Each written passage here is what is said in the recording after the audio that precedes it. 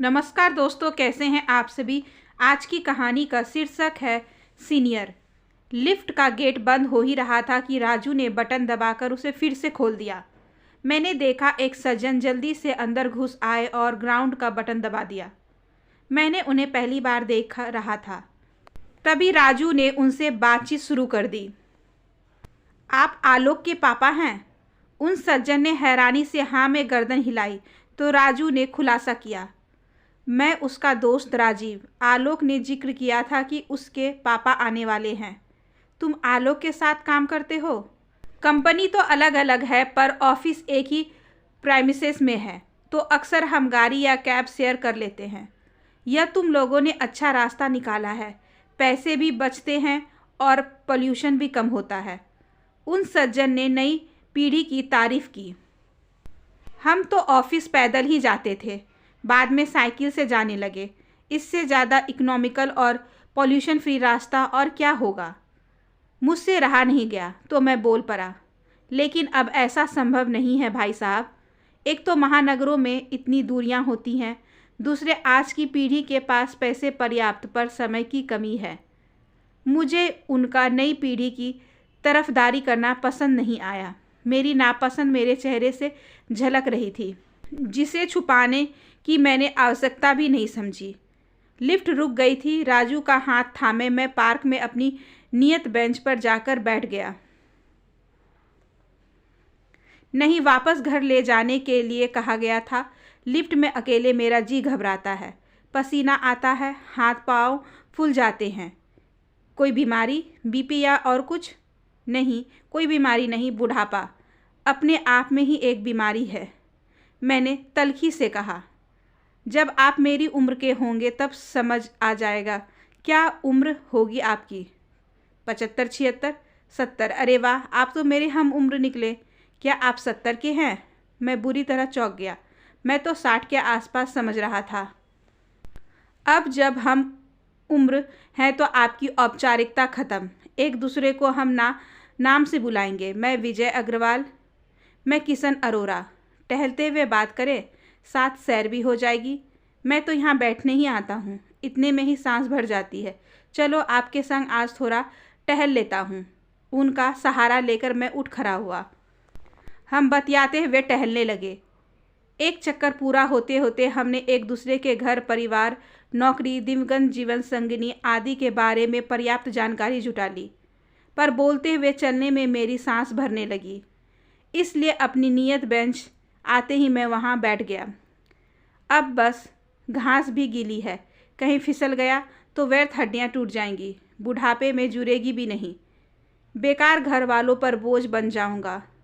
वह तो खैर अभी भी हूँ। ऐसा क्यों समझते हो दोस्त?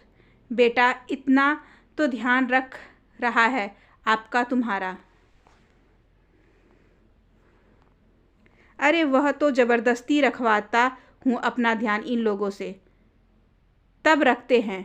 हर तीसरे चौथे दिन याद दिलाना पड़ता है कि कितनी मुश्किलों से मैंने इसे पाला पोसा है। इसकी माँ तो बहुत पहले ही गुजर गई थी। तब यह हॉस्टल में पढ़ाई कर रहा था। मैं चाहता तो दूसरी शादी कर सकता था, पर नहीं। इसे बड़ा करने में मैंने अपनी ज़िंदगी होम कर दी। बदले में मेरा ध्यान रखना, मेरा सम्मान करना इनका फ़र्ज है। पति पत्नी दोनों मेरे चरण धोकर पिए तो भी कम है। बहुत कम समय बाद मुझे किसी हम उम्र के सम्मुख अपनी करवाहट उगलने का मौका मिला, तो तभी राजू को आता देख मैं चुप हो गया। राजू मेरा हाथ पकड़कर लौटने को उद्यत हुआ तो उसने औपचारिकतावश विजय से पूछ लिया, चले अंकल? नहीं, मैं थोड़ा 2-3 चक्कर और लगा आता हूँ। अब मैंने गौर किया कि मेरी बातें सुनकर वह हक्का बक्का था। मेरी बला से मैं उसकी तरह चिकनी चुपड़ी बातें नहीं कर सकता। जो सच है सो है। फिर से जवान होने का खुमार चढ़ रहा है तुम्हारे अंकल पर। पता है मेरी ही उम्र का है वह। कहीं हड्डी वड्डी तुरा बैठा तो सारा जोश निकल जाएगा। मैंने लिफ्ट में चढ़ते हुए हिकारत से गर्दन झटकी। बेटा हमेशा की तरह प्रत्युत्तर में शांत ही बना रहा तो मैं मन ही मन खिंच गया। सब एक ही थाली के चट्टे बट्टे हैं। अन्य लोगों और घर वालों की तरह विजय भी अब मुझसे कतराने लगेगा। पर वह रोज़ ही मुझसे हंसते मुस्कुराते मिलता, बतियाता। उसके संयम व विनम्रता के आगे मुझे अपना अहंकार दम तोड़ता प्रतीत होते लगा। अपनी अखरता खुद मुझे भी चुभने लगी। मैं उस पर और चिढ़ने लगा। तुम्हें हर बात में नई पीढ़ी की हाँ में हाँ क्यों मिलानी होती है? अपना कोई स्टैंड नहीं होता तुम्हारा? ऐसा क्यों लगा तुम्हें? विजय ने आश्चर्य से बताया। हर वक्त उनकी तरफदारी करते रहते हो। उस दिन नहीं कर रहे थे। समय बचाना ज़्यादा समझदारी है बजाय पैसा बचाने के। क्या सिखाना चाहते हो उन्हें? फिजूल खर्ची? अरे वो मैं कॉम्यूटिंग के संदर्भ में बोल रहा था, वरना तो मैंने बेटा बहू दोनों को सेविंग करना सिखा दिया है। पहले तो दोनों बाहर खाने घूमने और शॉपिंग की सारी सैलरी उड़ा देते थे। कहते पापा देखा नहीं कोविड जैसी आपदा ने कितने को समय से पूर्व ऊपर पहुंचा दिया। आजकल ज़िंदगी का कोई भरोसा नहीं है, इसलिए जो कमाओ उससे अभी ही ऐश कर लो ताकि बाद में कोई पछतावा नहीं रहे। इस पर मैंने उन्हें समझाया कि कोविड में मरने वालों से ज़्यादा ऐश लोग थे जो बच गए पर अपनी आजीविका का साधन खो बैठे। ऐसे लोगों ने यदि बचत नहीं कर रखी होती तो सड़क पर आ जाते। बात उनके समझ आ गई। अब काफ़ी सेविंग स्कीम्स, प्रॉपर्टी आदि में मैंने उनका पैसा लगवाया है। बाहर खाना, शॉपिंग भी कम करवाया है। तुम लकी हो जो तुम्हारे बच्चे तुम्हारी बात मानते हैं। मेरे अंदर ईर्ष्या का सांप फुफकारने लगा। सही है तो क्यों नहीं मानेंगे? मैं भी तो उनकी सही बात मानता हूँ। जब मैं आया था तो आलोक ने मुझे ऑनलाइन शॉपिंग, बिल पेमेंट्स आदि करना सिखाना चाहा। मैंने कहा मुझे कहाँ ज़रूरत है। तुम्हें मैंने बताया था कि न रिटायरमेंट के बाद मैं अपने शहर में ही टाइम पास हेतु प्राइवेट कॉलेज में क्लासेस लेता हूँ। वहाँ पास ही मार्केट है। जब जी चाहे सब्जी, फल, दवा खरीद लाता हूँ। इसी बहाने टहलना और लोगों से मिलना बतियाना हो जाता है। सही है, हमें कहाँ ज़रूरत है यह सब सीखने की। पर वह समझाने लगा। मान लो किसी दिन तबीयत ठीक नहीं है आपकी, बाहर मौसम ख़राब है और अचानक किसी चीज़ के लिए हाथ अटक जाए तो ऑनलाइन ऑर्डर कर सकते हैं आप। कोई गांव में तो रहते नहीं हैं आप भी। अब जिस माहौल में रह रहे हैं वहाँ के अनुकूल यदि खुद को ढाल लेंगे तो आपको ही सुविधा होगी।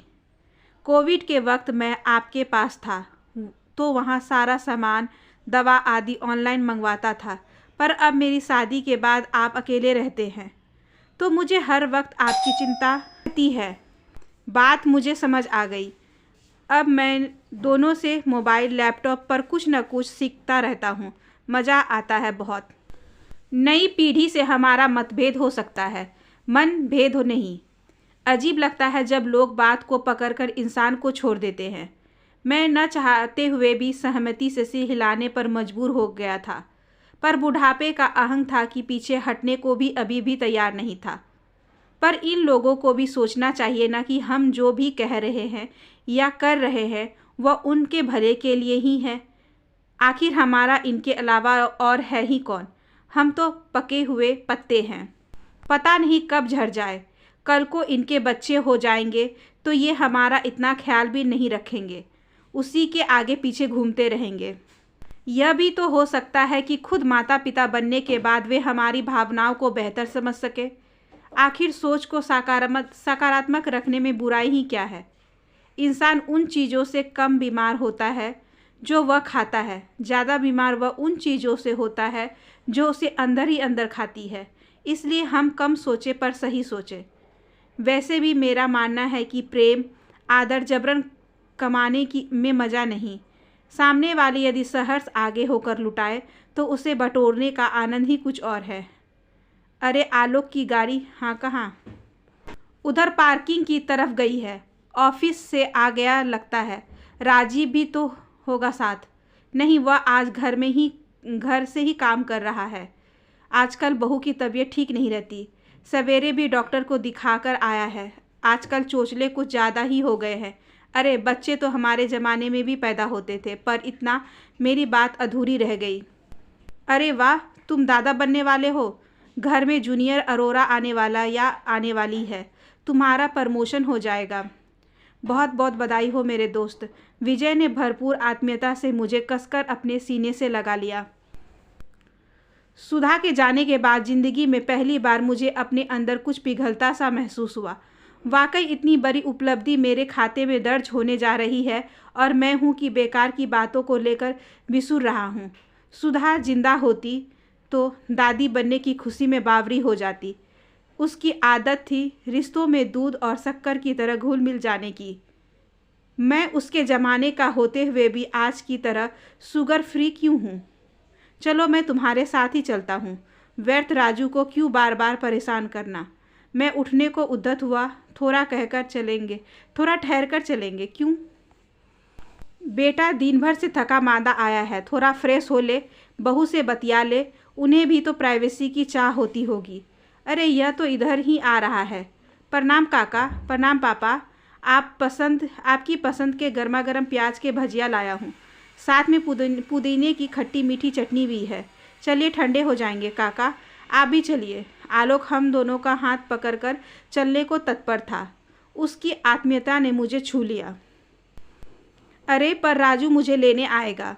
विजय ने मुझे घूर कर देखा। अभी मिनट भर पहले ही तो मैंने उसके संग चलने का इशारा किया था।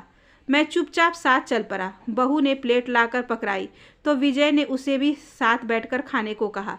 मैं चाय लाती हूँ पापा। चाय बाद में बन जाएगी, पहले सबके साथ बैठकर खाओ, भजिया ठंडी हो जाएगी। मैंने गौर किया विजय के आदेश तकमवाक में भी प्यार और अपनापन छलक पर रहा था। अच्छा पापा, गैस स्लो करके आती हूँ। हंसती हुई बहू की भी साथ आकर भजिया का लुत्फ उठाने लगी। तभी आलोक का मोबाइल बज उठा। यार इतनी नॉलेज मुझे नहीं है। सीनियर अग्रवाल जी की गाइड करेंगे तुझे। आलोक ने मोबाइल विजय को पकड़ा दिया। सीनियर अग्रवाल जी, आपका एक और क्लाइंट। विजय साइड में चहलकदमी करते हुए बतियाने लगा तो आलोक मुझसे मुखाबित हुआ। जब से पापा ने मुझे सेविंग स्कीम आदि ज्वाइन करवाई है, मुझे एक न एक दोस्त सलाह लेने के लिए फ़ोन करता रहता है। मैं तो फ़ोन पापा को पकड़ा देता हूँ। भाई मेरे बस का नहीं है यह सब, पापा ही हैंडल कर सकते हैं। उसने सगर्व अपने पापा को निहारा तो मैं भी एकटक विजय को देखने लगा। सीधी कमर, तनी हुई ग्रीवा, ओजस्वी भाल, सीधी विवानी। सीनियर अग्रवाल जी, कमाल है। उसका यह रूप मुझे पहले कभी क्यों नहीं दिखा। नज़रिया बदलने से क्या सब कुछ बदल जाता है? हाँ, यह कभी मेरी तरह बूढ़ा नहीं होगा, हमेशा वरिष्ठ यानी सीनियर ही रहेगा। डोरबेल बजी तो मेरी तंद्रा भंग हुई। राजू था। आवाज़ से मुझे लग गया था कि आप ही यहीं हैं। यह राजू आज मुझे आलोक की तुलना में उम्र दराज या बूढ़ा क्यों दिखने लगा है? मैं आंखें मसलते हुए सोचने लगा। विजय अब तक फ़ोन बंद करके आ चुका था। अरे आलोक, तुमने अपने दोस्त को बधाई दी? वह पापा बनने वाला है। अरे सच, बधाई हो यार। मिठाई कब खिला रहे हो? चहकते हुए आलोक ने राजू को सीने से लगा लिया, जैसे कुछ समय पूर्व विजय ने मुझे लगाया था। मैंने राजू को अपनी उपस्थिति में झेपते देखा तो तुरंत मोर्चा संभाल लिया। मिठाई क्या, हम सीनियर अरोरा आपको ग्रैंड पार्टी देंगे। क्यों राजू? राजू के साथ जाने के लिए मैं एकाएक बिना किसी सहारे उठ खड़ा हुआ। नौकरी मिलने के दिनों में प्रमोशन मिलने पर जो गर्व और खुशी चेहरे पर खिल जाती थी, कुछ वैसी ही अनुभूति मुझे अभी हो रही थी। प्रसन्नता मिश्रित कौतुक से मुझे ताकते चेहरे का रसावादन करते मैं अपनी उम्र क्षण प्रति क्षण कम होती महसूस कर रहा था। आशा करती हूँ कि आज की ये छोटी सी कहानी आपको अच्छी लगी होगी। अगर अच्छी लगी हो तो please like, share and subscribe करें हमारे चैनल को। ज़्यादा से ज़्यादा शेयर करें और बेल आइकन को ज़रूर प्रेस कर लें ताकि अगली वीडियोज़ की नोटिफिकेशन आपके पास सबसे पहले पहुँचे। धन्यवाद।